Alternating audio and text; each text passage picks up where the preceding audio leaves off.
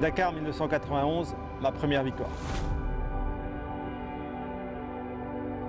Ça fait 40 ans que je fais du motorsport et l'arrivée au Dakar 91, c'est le meilleur souvenir de toutes ces années du motorsport.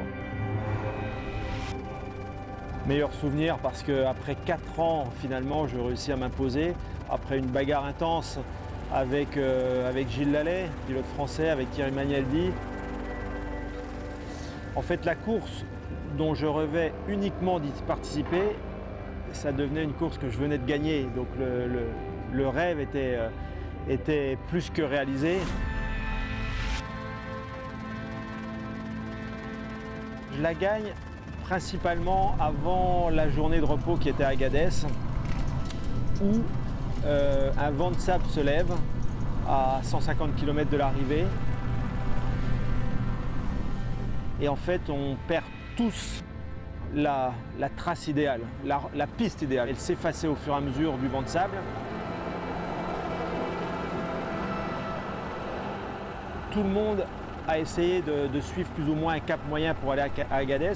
Et moi, j'ai eu le sentiment que j'avais perdu cette piste et qu'elle était plus à droite. Donc au lieu d'essayer de continuer dans un cap moyen sans rien voir, je me suis dit non, prends une équerre droite, 90 degrés, et tu vas retrouver la piste. Je l'ai retrouvée. Quand je l'ai retrouvée, je me suis accroché dessus, mais vraiment à ne plus la lâcher, à rouler plus doucement, bien sûr, parce qu'il y avait un vent de sable.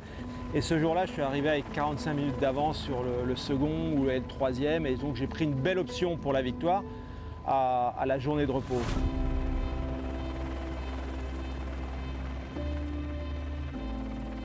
Malheureusement, quelques jours après, j'ai un problème d'amortisseur que je casse. Tout l'arrière de la moto est détruit, là. Le bras au sillon est cassé à ce niveau-là. Je pensais perdre encore plus de temps. Je pensais perdre la tête du rallye, donc 4 minutes d'avance, c'est mieux que rien. Mieux que rien. Donc tout était à refaire et j'ai réussi à garder suffisamment d'avance, mais ça s'est resserré à la fin de la course. Encore aujourd'hui, et ça restera de toute façon comme ça, c'était le plus beau jour sportif de ma vie.